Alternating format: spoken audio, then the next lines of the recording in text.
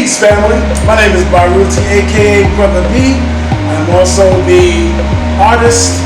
They like to call me I like to call it the house artist of the house of Humana Treehouse. Humana Treehouse is located in Augusta, Georgia, 305 8th Street. A finger talk is about what I do in terms of painting. I don't use any paint brushes. I really don't with my fingers.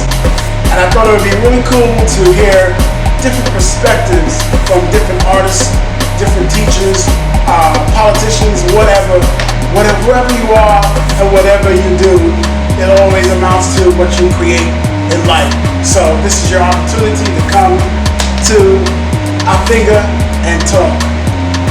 So that our guest today is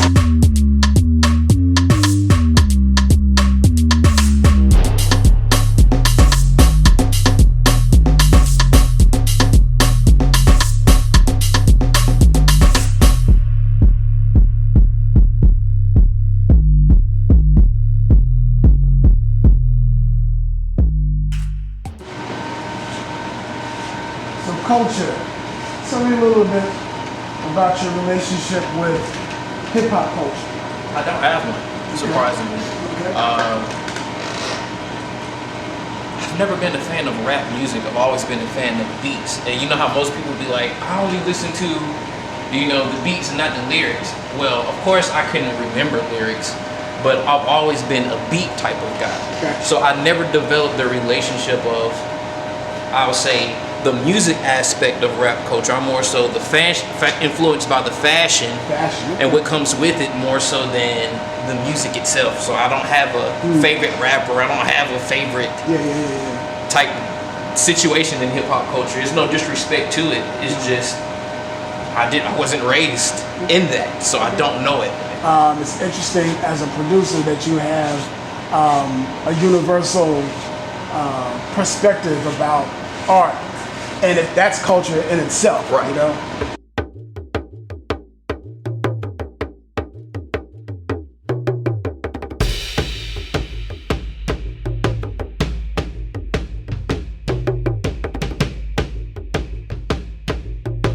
asshole, because I don't like to be in rooms where the vibe is fake and the energy is built off of an agenda that doesn't make anybody better. So for me, those who are so addicted to the culture that they can't be themselves, I usually end up being the virus in the room.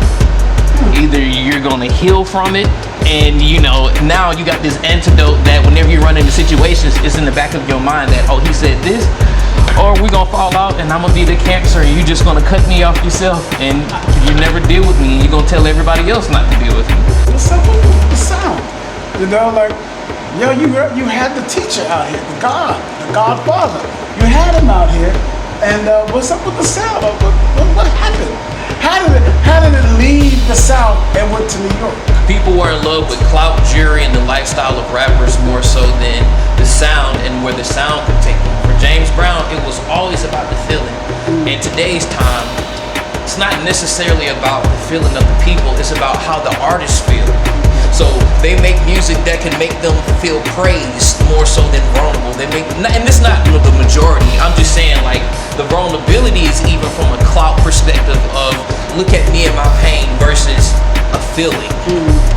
Brother Akeem, I do have a question for you. What would you like our audience to know about who you are in terms of business? I look for people to view me as the most transparent human being they can come into contact with dealing with music. I want people to look at me as Coach Wells, who's willing to be transparent enough for everybody's growth and deliverance in music. Bigger than me making a beat for somebody, writing a song, or doing anything musically. I don't even mind people coming to vent to me about music advice or the life of a musician. I've never worked a 9 to 5 a day in my life. I tried to commit suicide twice. I've been broke several times, so I know the journey of shit to shine, broke to financial stability, and still feeling like a nobody. For the average creative, I want to be the person they can come to for the emotional support, the emotional push, the emotional discipline, more so than anything else. Last thing I want you to do is just put up your finger, want to say, peace.